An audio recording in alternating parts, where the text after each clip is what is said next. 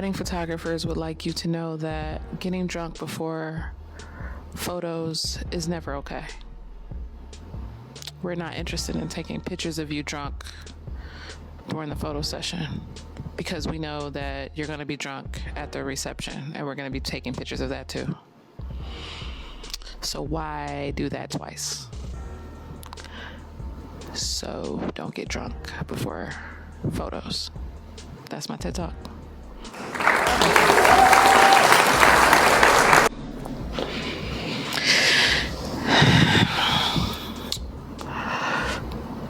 Photographers would like you to know that not tagging us is disrespectful. Period. Poo. And tagging us is respectful.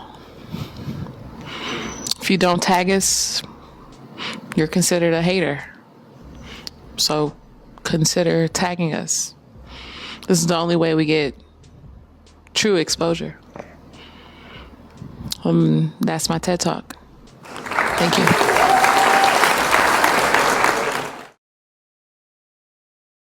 Good. What's going on, y'all? Welcome to the Full of Experience, guys. We have a great episode for y'all today. Which I don't know, get the Full Experience, we have a hit list.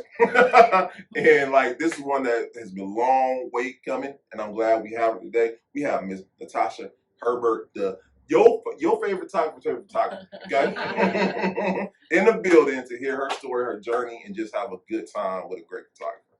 We have Miss Brittany with us today. Hey, we got Bree and Steve in the back. yeah. Y'all know we're gonna have a good time. So thank you for coming on, Thank Natasha. you. Of course. Thank you so much. So I'll ask a question. People want to raise? No. Okay. No. I was born in Honolulu, Hawaii. Okay. And raised, I was about 2 years old when I moved to Cleveland. My mom's Hawaiian, and my dad was a Marine in, in Hawaii. And so she followed him back to Cleveland, and I was like, I'm thinking like, why did you do that? I'm about to say, because Cleveland from Hawaii to Cleveland's like, Yeah. So yeah, she followed him back, and then I was about 2 when I got to Cleveland, and I was raised here, so raised by my grandmother. Yeah. So growing up, if you had to say this part of town that you grew up on, what part would you say? The hood. The hood. Okay. I grew up on Kinsman, 93rd and Kinsman. Okay, shout out to Kinsman. Yeah, but I had it was a pretty rough upbringing. Mm-hmm. I went to public schools, but I did transfer in and out a lot during my younger portion of my childhood, because I had just a rough upbringing. Yeah. And then went to East Tech. East Tech. Yeah. And so I'm from Cleveland. You from Cleveland? Yeah. Yes, ma'am. Yeah. So let me ask you this. So where did the skill set begin? Because were you the kid who was part of the part of the club photography or whatnot? Back then it was started. No, so photography didn't hit until my 20s. But I've always, so that's the thing, even though I had a rough upbringing, I always used art as a way as my outlet, my creative outlet. I seen the comments, so I seen the gem about to be dropped, you know what I'm saying? Yeah, so I used to draw a lot. I used to do a lot of creative things, but I didn't figure that out until later in life. My 20s is when I was just like, oh, I'm pretty good at this. Because I was trying to figure out, when I was in college, I changed my major 3 different times. I was going to do computer engineering. Then I went to kinesiology because I thought I would be an athletic trainer. She don't know all about Yeah, so it's what medical students go through. Okay. So, yeah, and then when I found out I had to cut up dead bodies, I said, oh no, I'm out of this. And then I switched over to digital media, which was that happy medium. I was like, oh, I was always a creative person, so I went into film, web design, all of that. and digital media like kind of created that nice creative space for me. So I didn't start photography until after I graduated from college. So I picked it up after I was a web designer, and a lot of people would send me like crappy photos for their websites and stuff. And so I was like, you know what? Let me grab a camera. Let me, try to use this as a way to profit. But when purchasing that camera, I just kind of just fell in love with photography. I just fell in love with it. So come on, get that one time. Yeah. Cause you basically like, I'm tired of y'all crappy photos. Like I'm tired. Somebody got to do something about this right here. Yeah, it was just like when you forming a website, you want it to look right, and people would send me like really bad photos. I'm like, no, this ain't gonna work. So so that's how that came about. So and I love how you said like photography, like art, like shout out to photographers, and y'all are creative people, whatnot. Like not even creative, but like y'all have an eye for stuff that I don't have an eye for. I promise you I don't. Steve get on me all the time, like, man, you see that right there? I'm like, bro, I didn't see that at all. With that being said, what helps you stay creative? Because a lot of creators that I know, some listen to music, some like to be in silence, but like when you in it, what helps you? What helps you get the creative juices going? I find inspiration from many different places. I think when I first started, my grandmother was my huge inspiration when I first started. She had her home, she had like a whole bunch of antiques and stuff. Like she collected a lot of different types of stuff, and that's what I like when I first started capturing. I was capturing that, and then people took to my eye. At the time it was Facebook, so like I was posting on Facebook, and a lot of people were like, you got a really good eye. But it was just just seeing the things around you. I think a lot of photographers as a whole they are very observant around their environment. We find a lot of inspiration in all types of things. You got nature photographers, you have photographers who shoot the stars, astrophotography. But I think we just kind of look around, and everything around us is inspirational. So I think naturally. We already started. Yeah. That's good though. Yeah. So let me ask you this. Ask me questions because you are a legend. I tell you legend because I never forget. Steve was like, you never heard of Tasha? I'm like, this is way back again. I'm like, no, I'm not. Man, I'll go everywhere, and I'm like, this is Tasha. I'm like, what?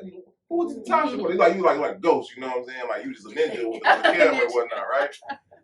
How would you? When would you say that? What was the moment for you that you? Not saying you became you, but like you were just that. You were that person. You know what I'm saying? Yeah. It was back in like 2014 because I started in 2010. But like I think 4 years in the game, that's when I started getting recognition. There was this actually D Jackson. She's from Cleveland, but she moved to I think North Carolina. She was a event planner, and she was like, Natasha. She was like, in the next year, you're gonna be the best photographer in Cleveland.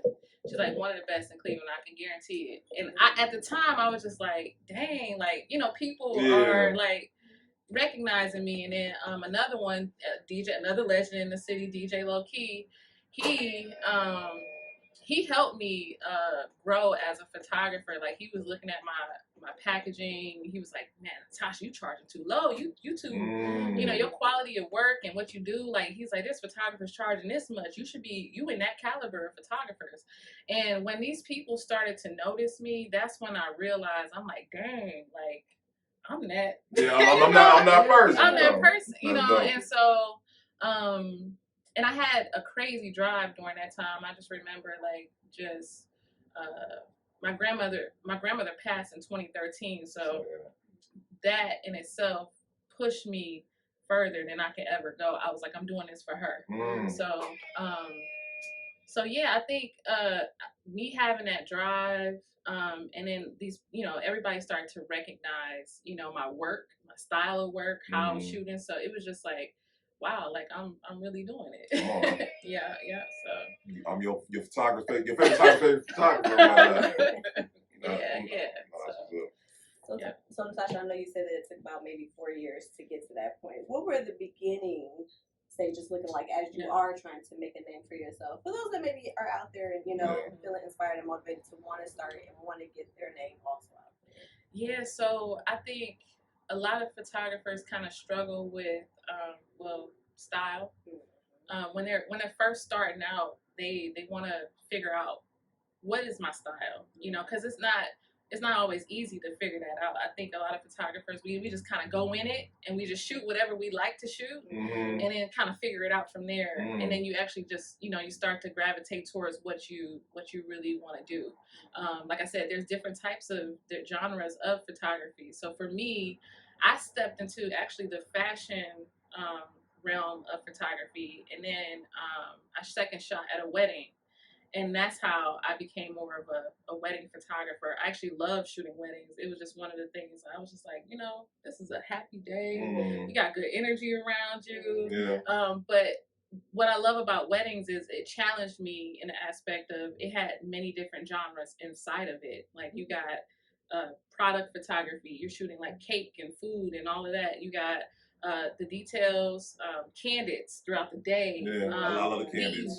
The event part of the wedding. So I always tell every photographer, shoot at least one wedding. Even if you don't like it, just do it. You know, just so you can see if it's something that you want to do. But it will challenge you and also help you figure out what genre of photography that you want to go into. Okay, yeah, that's cool. Good. I didn't even know that.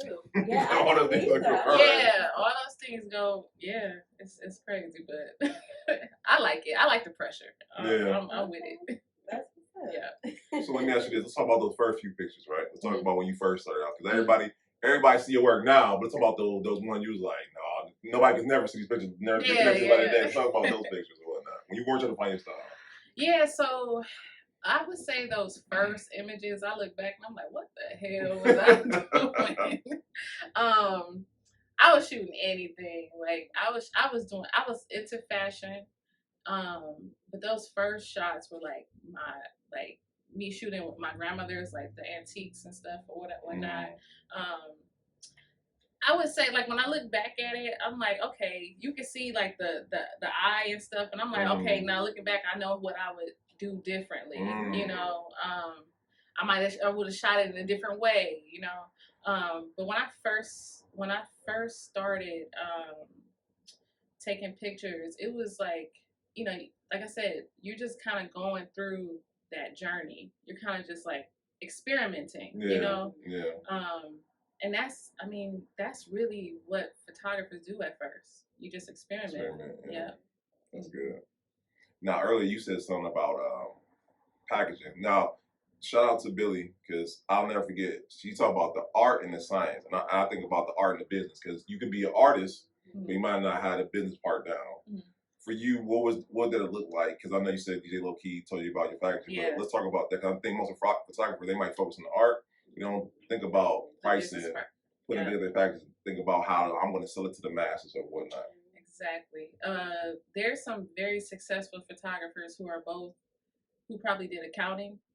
And then fell into photography. Those are some of the most successful people because they know their numbers. When I first got into it, I didn't know my numbers. I didn't know. I was like, I'm just getting whatever, you know, because I want to get my name out there.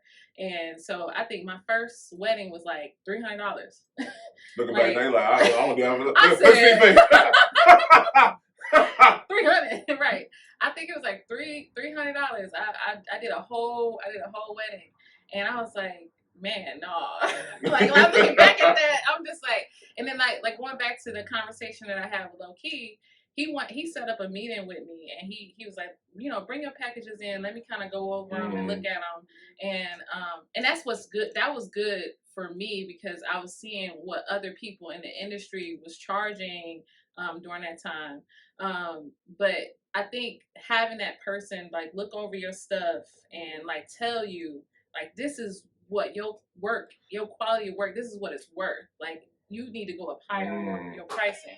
So I think it was key to have those key players at the beginning when I first started to like change my pricing and stuff and really find my worth. So sounds good. Yeah. Because too often we see the boat where we see those who overprice, know how to price it, but the quality work is terrible. Yeah. But then see those quality workers is phenomenal, but they're underpricing their work and whatnot. And I know a lot of people like they don't know how to communicate their work either. They're like they don't know how to say to a client or customer and say, hey, listen, I'm charging this, and they're not saying overwhelmed, but they're like, oh, well, you know, I could do this or whatnot. Like, how do you communicate to your client? It's like, yeah, do you know who I am? Right. Yeah. Now I've, once I've established my style and everything, I know my worth. And and then another thing too, I try to tell other photographers is you can attract the type of clientele that you want to have. That's good. I was like literally getting people who like we call them headache clients. People who are cheap, don't you're doing all this work and then the person don't want to pay up, So once I started to I feel like I got to a point where I was just like, you know what, I know what I want. I know what type of clientele I'm looking for. I'm looking for the people who are willing to pay my price and see the quality in my work, see the quality in my style of work, and see me as, somebody they can trust for their wedding day. But just recognize, this is the price. This is what you're gonna get. It's kind of like if you're buying luxury, clothes, or the fabric is different if you're going up higher up in the price, So, yeah, it's just. Natasha Herbert, you already know, come with it. You know what I'm saying? Like the name speaks for itself. But it got to a point where I really had to figure that out, and I was like, you know what, every client isn't my client. How that so? No, for real. I had to just weed out the ones that I felt, because I could tell too, like when I do consultations with all my couples, and if I know, I can hear certain things, like when we're talking, I'm like, I'm sorry, I'm not going to be the photographer for you, just because I could tell like certain things are unorganized, or if I feel like this is not going to be worth my time, if they trying to lowball you, like it's just, I'm just like, I'm not, sorry. It is what it is. I'm not going to be a photographer. So I think a lot of business owners would, if they understand that principle and understand that everyone at the client, you're trying to appeal to everyone. You will probably save yourself a lot more stress and headache just understanding that concept alone. Yes. Okay, and once again, I love having creators on, because once again, people who are artists, who are creatives, y'all mind like thinks differently than mine. I'm more a logical thinker. I'm like, all right, problem solve, right? Y'all think color, I'm thinking in black and white, right? With that being said, what helps you? What keeps you still inspired, seeing that you're more established in your career or whatnot? Like, what keeps you, like, what inspires you? To be honest, I actually, as a photographer, I kind of mute out people who are actually in the same space as me, like doing the same stuff as me. I find inspiration in other types of photography, like wildlife. Astro photography. I know the thing. I'm glad to you. Yeah, astrophotography. I find I follow a lot of photographers who are not in my genre, and those are the people who inspire me. I think it's super inspiring to watch other photographers who are doing very well in another genre of work, rather than focusing on other people who are in your same genre. Ooh, that's so good. That's good. Yeah, I mean, like I follow those people, but I'm not focused on them, because that helps me stay in my lane, to stay current. And I find, because I actually do street photography, whenever I'm traveling, I do a lot of that, and I find inspiration in that. So I think the everyday life and the scenes that you can capture around is super inspiring. So like just people just doing normal things, walking down the street. I shot some street photography in Kenya, and that was super inspiring. Just to see, it was, the different culture and embracing it, and that was me seeing Africa for the first time. That was super inspiring. So I find inspiration in other genres of photography. I do weddings, but other genres really inspire me. So, I like that, because I do the same thing when I listen to podcasters. I like listening to podcasts that are outside this the realm of what like I said, like what we do and whatnot. Like I said, it keeps me current, and I feel like it inspires me. So I take what they're doing. I'm like, that's good. How can I incorporate that and make it so it works in this genre right here or whatnot. So that's dope. Yeah. I thought it was me. I might be creative. Yeah, you might be. I might be. Yeah, Okay. I think you are. I think you are. Okay. Yes, ma'am. Yeah. So let me ask you this. So there is a young young woman watches right now. They're like, I want to be a photographer. And all they got is an iPhone, right? And shout out to Steve. Let me tell you how magic Steve is. Because Steve showed me what an iPhone can do. Right? Yeah.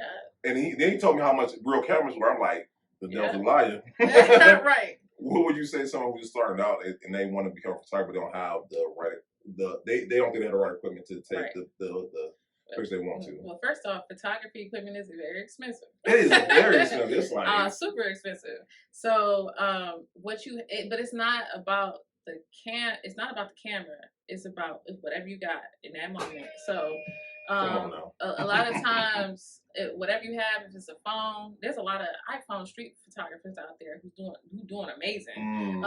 There's some people who add like little lenses and stuff to their iPhone to make it more creative or whatnot. Whatever you got, use that. Cause I used I had a Nikon. What is it? D3000. For any photographers who know. I know. It's like a beginner, amateur camera, and I used that like when I first started out, and I was just capturing whatever, wherever, and it's not about the camera, it's about your eye. It's about what you see. That's good though. Yeah, so it's not about the camera. A lot of people think they gotta buy the fancier equipment, the lenses cost too, but you don't need all of that. Like it's about what you got, and you gotta do what you got. So if you got a phone, just start taking pictures. That's it. Okay, that's good. Y'all. For a resume, I'm like, I don't. Oh gosh. Yeah, you do it all. My sensei told me, no, calm down. Stay in your lane. Calm down. Another photographer. Yeah. Oh gosh. No, with that being said, Natasha gonna look at it like, no, and I'm laughing, but like I promise you, like a person that do 10 pushes, they're like, I'm a fitness trainer now or whatever. You know what I'm saying? With that being said, how do you feel as a photographer? Everyone talk about that I'm a photographer now. You know what I'm saying? Like what in your opinion, what makes a photographer a photographer? I think it's what makes a photographer? That's a good question. What makes a photographer a photographer? This is what I do, Natasha. I think to be honest, it's more so because a lot of, like I said, it's about the style of photography. If you can show your viewer what it is that you saw in that image that you were trying to create, I think that's what makes a photographer. If you could draw that audience into your images. So I think that's what makes a photographer. If somebody can like really see what you were doing with that photo and try to, like for instance, when I shot in Kenya, there's a photo that I have of this man. He got his arm out the window with a cigarette in his hand. But the contrast is beautiful up against his skin color and everything. And it's like, if you can question who is this man, first off, behind this, the story behind it. The story behind That's it. Dope. I'm going in a direction of just doing more mysterious type of work. And I think if you could tell a story in your imagery, that's what makes you a photographer. So if you can tell a story in one image, that's it. That's good. Wow. Yeah. I like hard. That don't sound it ain't easy. So let me ask you this, because we live in a world where AI is very prominent nowadays, right? Yes. And this is where I think that we as creatives have to not get creative. That's cliche to say, but when AI is knocking on our back door, how do you feel like photographers have to move going forward, considering that I can tell AI, hey, make me a picture of so and so or whatnot. You know what I'm saying? Like, how do you feel like the edge is going to be on creative side versus everyone saying, well, AI can do it cheaper, blah, blah, blah. Right. Yeah. AI. Oof. That was a weird one because AI is still, it's crazy what it can do, and it's still in its infancy. Yeah. But it's wild what it's about to do. Yeah. So I think about certain things, but I'm like, you know what? It depends on. I feel like photographers can still be in their lane, still, because you're not going to be able to replicate what somebody is seeing in AI. You know, you could put the prompts and all that stuff in, whatever you want to put in, but it's not going to replicate a person's eye. It's not going to replicate.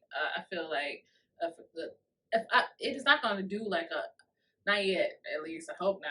A whole wedding and you know all that. You better stop. Next thing we'll hear, like, oh man, they're taking wedding photographer jobs. But you know, I think there's just a difference. It's a timeless kind of aspect to photography that photographers are doing, and I don't think AI can grasp that yet, or even get to that point. But yeah, AI is like, it's a demon in a sense, but then it's like, but then I think also too, because I'm not opposed to using it. I think photographers can use it as a tool, because I played around with it a little bit to gain inspiration. I played on Midjourney a little bit just to kind of see, you know, what all can do, what all it can do. Also gain inspiration too. So like I'll create prompts and stuff, and I'm like, oh, you know what, this would be dope as a real shoot. You know, like if I really were to create something like this. So I think if we use it as a tool to kind of guide us and help us, that would be great. But also, it will never be able to replicate. No, that's good. That's good. Because I mean, I feel like you said, it's a tool more than anything else, but it can never. Our creativity will never be beaten, in my opinion. Yeah, it's not the active that, you know what I'm saying? Yeah, that's what I say. You can put in as many prompts as you want to, but I don't think you can ever. Prompt is black photographer at wedding. Right. You know what I'm saying? Right. Like that. I can see that or whatnot. And come up with all. You know, I kind of hate the prompts because sometimes you like bad race. I'm like, dang, y'all. Like, this y'all think about us? Oh yeah. But that's such from the that is another whole other thing. Yeah, I remember when I was playing around in Midjourney and I was putting in, you know, like black. I think I was putting in like black wedding or something like that, but it didn't get the hair right. The hands was all crazy. Looking, he had like 8 fingers and stuff. Oh yes. But give it a month from now. It's gonna be. They were showing the difference between a real photo and a deep fake photo. And I was like, that's crazy. And like the fact it's so fastly learning and adapting. It's like it's getting into video too. The video it's crazy. I think somebody showed a picture of them like it was a football photo. Like it was just a action photo, and then it took it and made it into a video. Like it took this prompt. He said, just make this. I don't know what the prompt said, but it turned into a whole action video out of one photo. One photo. It was kind of scary. It is scary. It's very scary. So let me ask you this: misconceptions. What do you feel like the biggest misconception people have about you, and have about photographers as a whole? Misconceptions. You know, like you know, because people don't know you. They think they know you. Shout diary, but they don't know you. You know what I'm saying? I used to ask you, by the way. Think you know me, but you have no idea. Misconceptions. That's a tough question. I'm trying to think. Because I don't know what people. I mean, yeah. I honestly don't know what people think. So everybody know I'm a thug for real. They don't be knowing, you know what I'm saying? But that's because they have about me. I don't really know what people. That's a very difficult question because I don't really know. I don't really know if I. I don't even care. I don't. I'll be honest. I no, really. I don't think I don't care. Yes, ma'am. You know. Because if you're so worried about what other people think about you, it's like, how you gonna, you know, how you gonna be, you know? So I honestly, I don't really know, and I don't, exactly, I don't care. Yes, ma'am. Yes, ma'am. I hear you. Yeah. What about photographers? What do you feel like you have misconceptions about photographers? Misconceptions about photographers.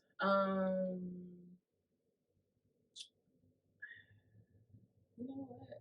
Because Steve debunked all mine. He really did. I'm like, I thought it was just a camera. You know, you just do your thing and whatnot. Steve in the tree. Steve over across the street. I'm like, you need to go to the street. Get the picture. But that is one thing I hate when people just think it's just the camera. Yeah. Like, it's not. Man, that I hate when people say that. It's like, your camera take really great photos. Who you think taking a picture? Who is taking the picture? And I can hand that same camera to you, and you take it and take the picture that I just took. That's good. Take it, like a couple of those. I think that is that's the worst one. That's the worst comment you could ever say to a photographer.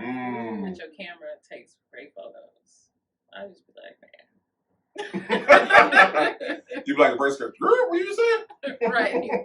Yeah, I had a couple of people say that, and I was just like, okay, now let me give it to you. Let me give you the camera. Yeah. No, I got you. I got you. Listen, I know not to say that. I know now.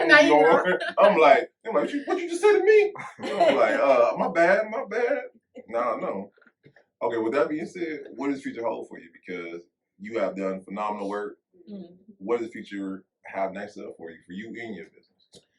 I think for me, so I was teaching for the last couple of years. Oh, come on now. Yeah, I was teaching photography at the public schools for a little bit. And I think I want to continue to teach because I think it's super important to spread the knowledge that you know to the youth. That's one thing that I am like certain about, that I'll continue teaching. It's like evolution though, like, you know what I'm saying? You do so well what you do, you can teach others and whatnot. Yeah. So I was teaching 4th through 8th grade students at all boys school. I actually mentor one of the girls at Hathaway Brown. But I think teaching is what's next. Also passive income. So for photographers, I feel like it's whether it's stock photography, getting your photography license. Wait, tell me what stock photography? Yeah, break it down because I'm not that smart. What's Yeah. stock photography? What's that exactly? So stock photography, I always tell photographers, if you can look in your like arsenal of all the shots that you took, take some of those images and just put them into stock because you get money from that. So like for instance, I shot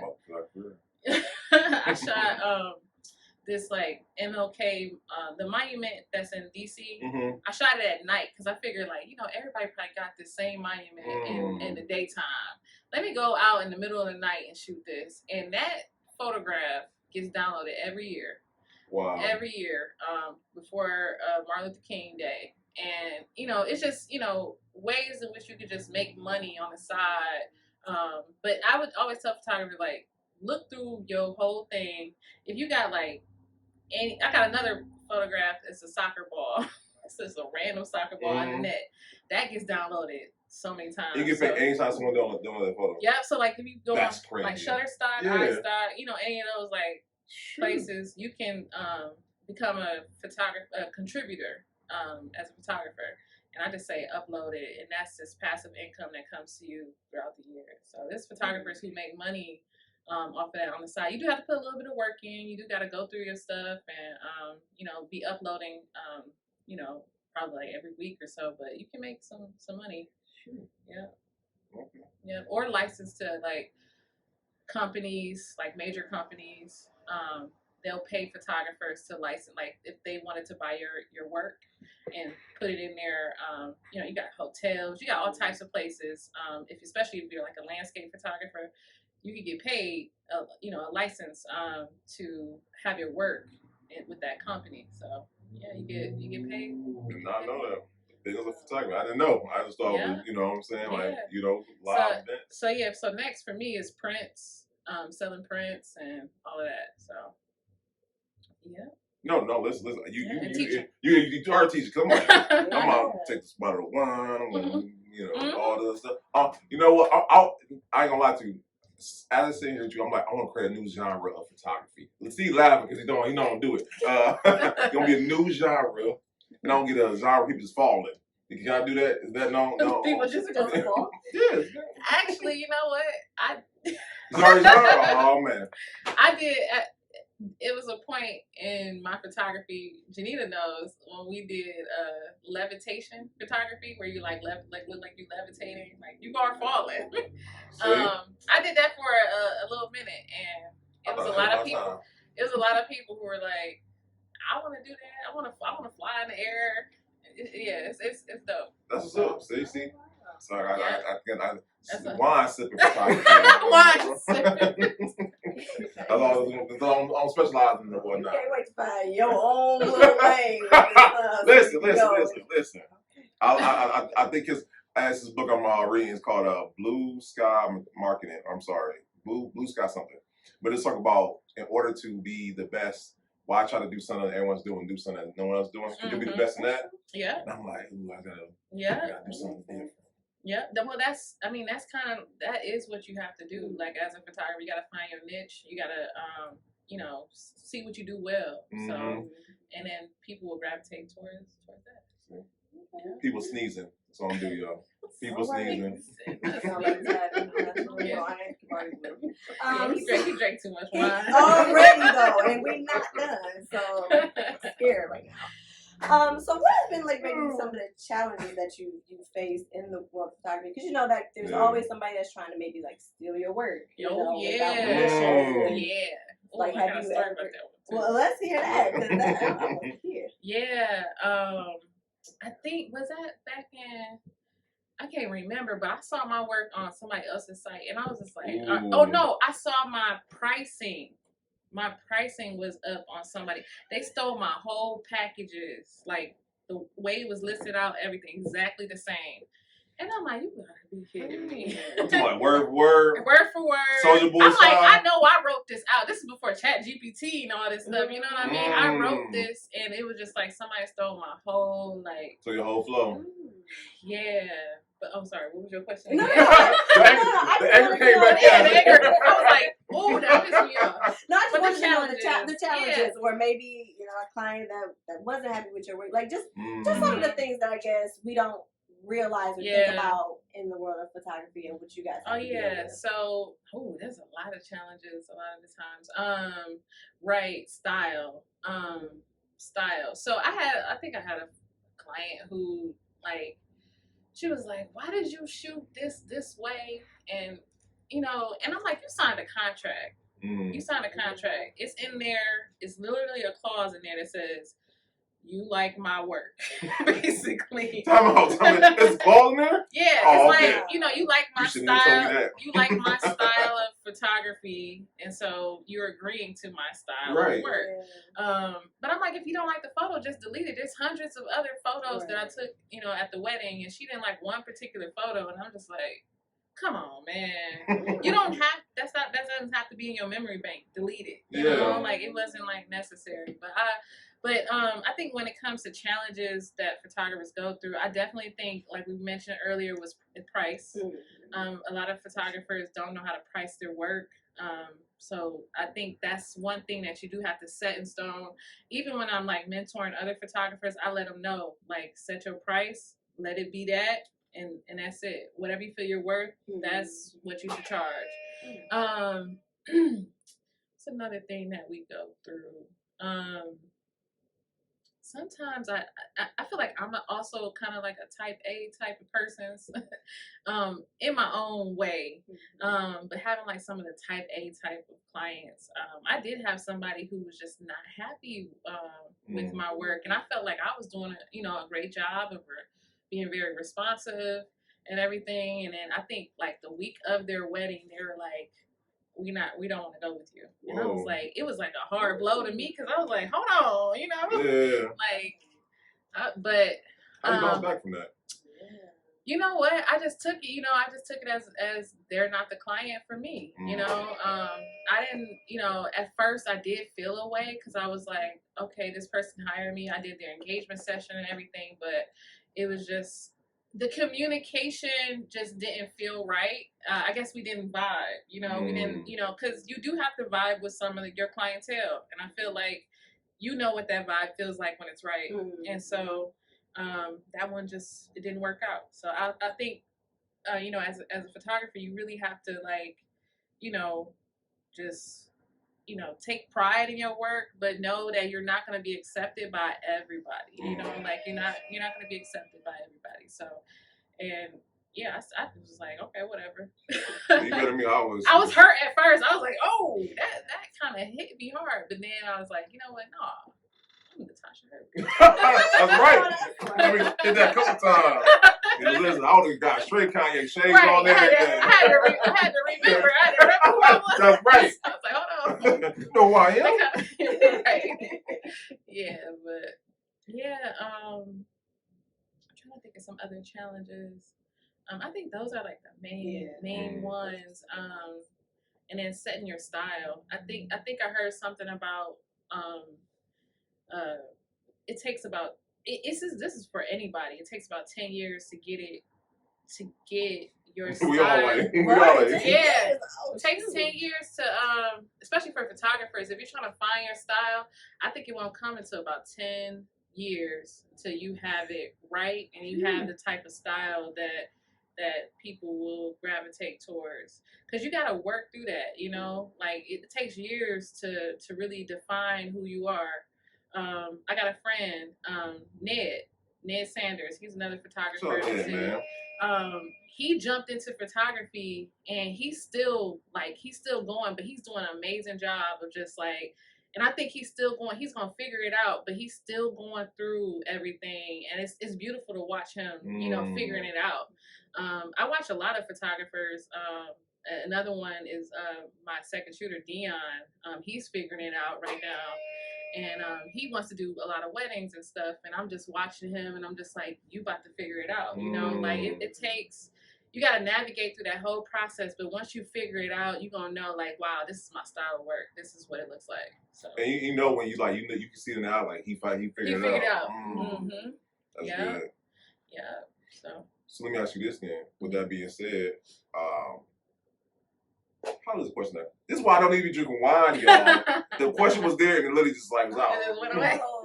Well, I do have one. Okay. What would you say is the most rewarding benefit of just the photography? Is it the clients and their reactions to your work? Is it your name being known? Like, what would be, you know, your scope of reward? Yeah, I would say I love hearing that my client has put their work in their home. When I know that they blew it up and it's literally in their home, my work in your home, like it's just that is rewarding to me, because I'm just like, wow, like, you know, it's just nice to know that there's hundreds actually of clients who have my printed work, you know, in their home, and I think that's what's rewarding. The recognition that I've received, you know, through awards, that's always rewarding. That's always special, because you know you always want to feel recognized, especially if you feel like you've worked so hard to get to where you are. But I think the most rewarding thing for me, it is just it's more so why I did why I started photography, and it was because mostly my grandmother. She instilled like a lot of things with me and my siblings to just strive to be the best, you know. And I think that's the most rewarding thing, knowing that, you know, she passed, but I know that she would be extremely proud, of where I am. Yeah, so yeah. My question came back, y'all. Came back. Yay. So writers are writers. Slow down. Yeah, slow down, right. Slip it slow. We're not even gonna tell you about the story of why he needs to sip slow. What that means is writers are writer block, right? Do photographers have moments when they're like, I don't know what to shoot, I don't know what to, you know what I'm saying? Like, oh yeah.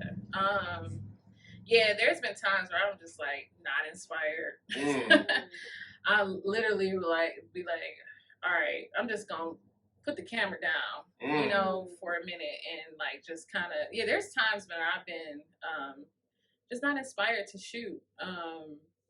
What did you get out of that? Well, I would say just taking that break.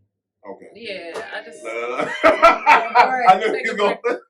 Yeah, I just say taking that break. Like sometimes you just gotta take a break. You know, just so you can get back into it. But yeah, you definitely have. So a lot of photographers get a photographer's block, I feel. But just take that break. You know, just put the camera down, relax, meditate, whatever you got to do to get you back on track. Yeah. But then, in turn, photography can be meditative, because it has like I think one day I wasn't feeling too well. I had like a headache, and I just went out in nature and started taking pictures, and then my headache went away. Like I was just like, it was all I had to do, just go out for a little bit, and I went around the city, started taking pictures. Yeah. And it was meditative. So, yeah, I just say, That's you got. good. I just say take a break. Just take a break. Take a break. I remember I was sick, and I was like, yeah, podcast did it for me. You know what I'm saying? I was like Michael Jordan. We had flu in that game, in game 4 or whatnot. That's how I felt or whatnot. Podcast made me feel better or whatnot. So I feel you though. Yeah. Yeah. Okay. So we talked about the past or the present. We talked about the future somewhat. But I want to ask you, you are teaching the future photographers of tomorrow and whatnot. What advice would you give to any young man or young woman that's watching this today and like, I want to be the next Natasha Herbert? I would just say, keep doing what you're doing. I literally would just, if they want to get into photography, whatever art form, it don't matter what it is, just keep doing it, keep practice, experiment, do different things, because you never know, because that's how I got into photography. I was experimenting. I was a web designer. Then I just picked up the camera and I started taking pictures. So just experiment. You never know what you find, what you would find as something that you would like to do.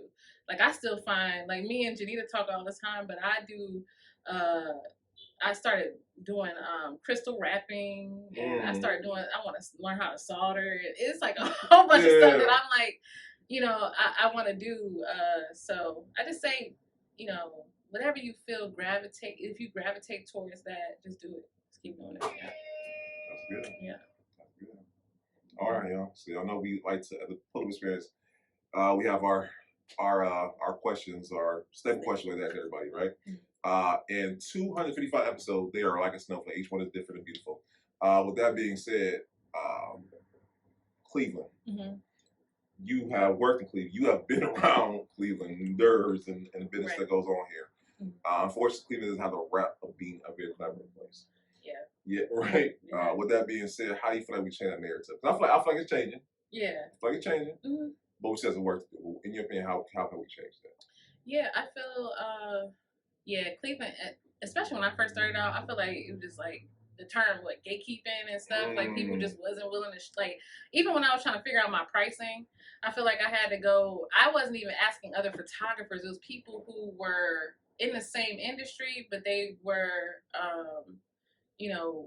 they were the ones who were sharing this information with me, to change my pricing, for instance. But I feel like in the collaborative space, Cleveland is definitely getting better for sure. I think we could do, if we're talking about more photography space, we could do more collaborative things. Like there's some things that I want to do in that space. They call they have these photo walks that we do in Vegas at this photography conference.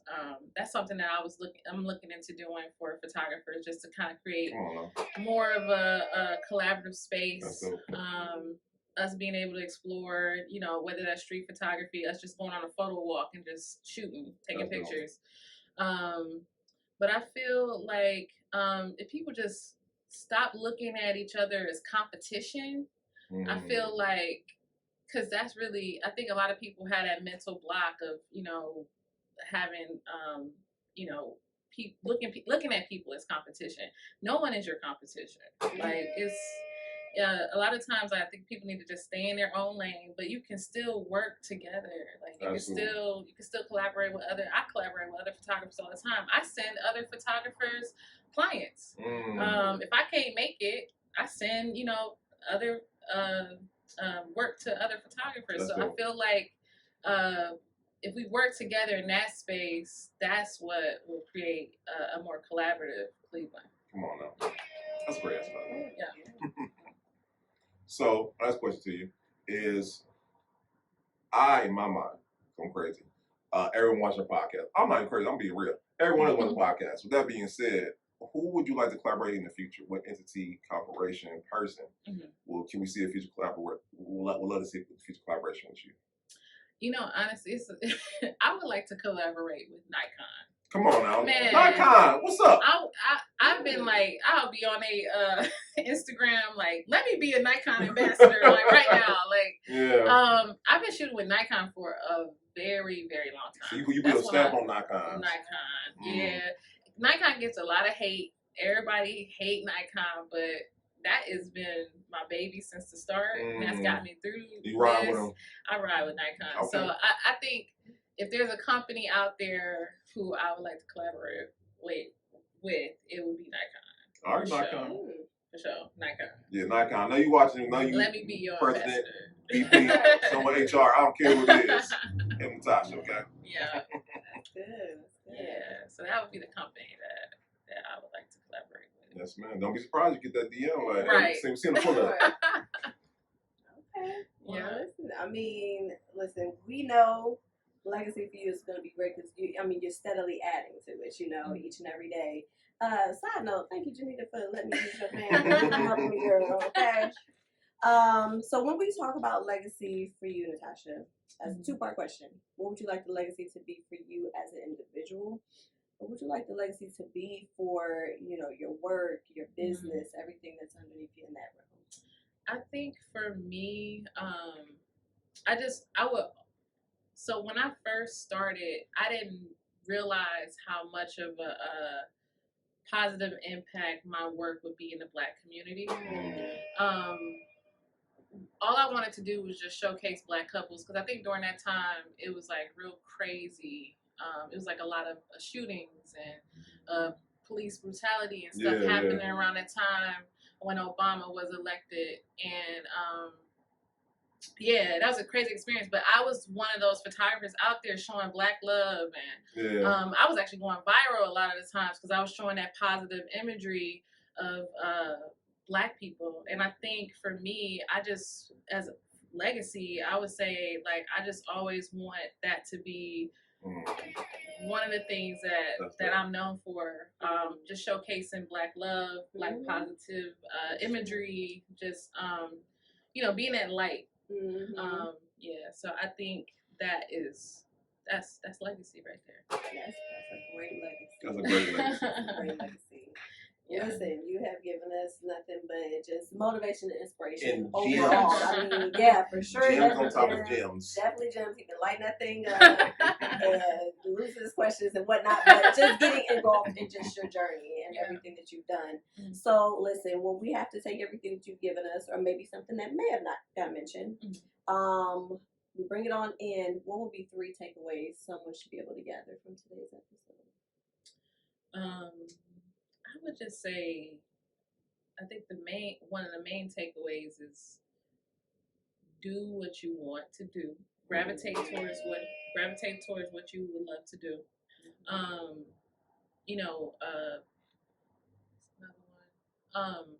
Find inspiration all around you, because it is all around you if you just look.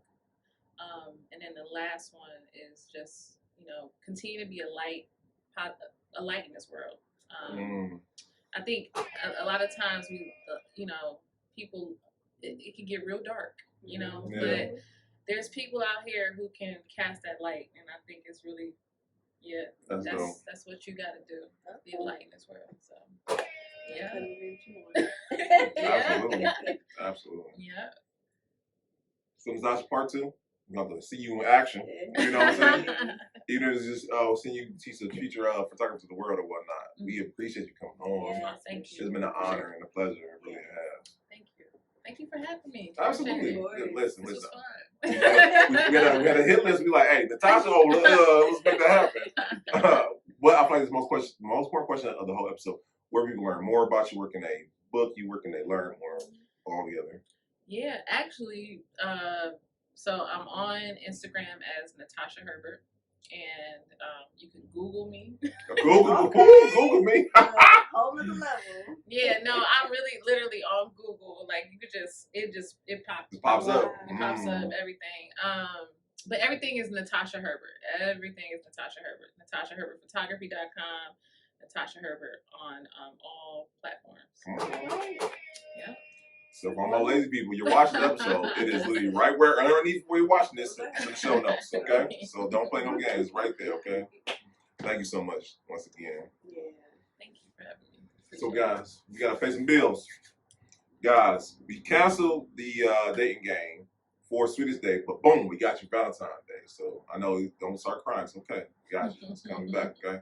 We're gonna switch it for y'all. Okay. But with that being said, guys, we will be having our Let's Talk About It panel first week in November. Don't give me the date on that. But it's coming up. We here at the Pillow Experience, guys, we understand that during the holidays are one of the highest suicide rates in any part of the year. So we're having a mental health panel to talk about how we can, help those issues that people are facing during the holiday season, okay? So stay tuned for those details for that, okay? Then, guys, listen, I was talking to El Presidente. I was talking to Colin Jackson of the Urban League, and we are putting together, we talked about it, and it's finally here, guys. We're putting together a Spades networking tournament, okay?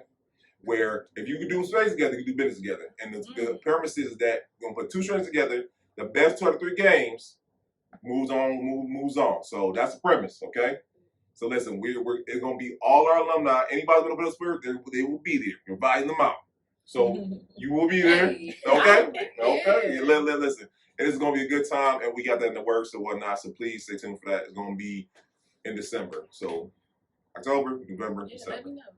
Yes, ma'am. Okay, listen. You want to play spades? I can play spades. Okay. Janita, you Okay.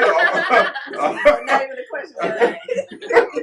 So stay tuned for that, guys. So those are the upcoming events I can think of so far. Did I miss any? No, those are good. Yeah, that's pretty much it. And I think we pretty much wound up the Wine and Dine Fest. So yes.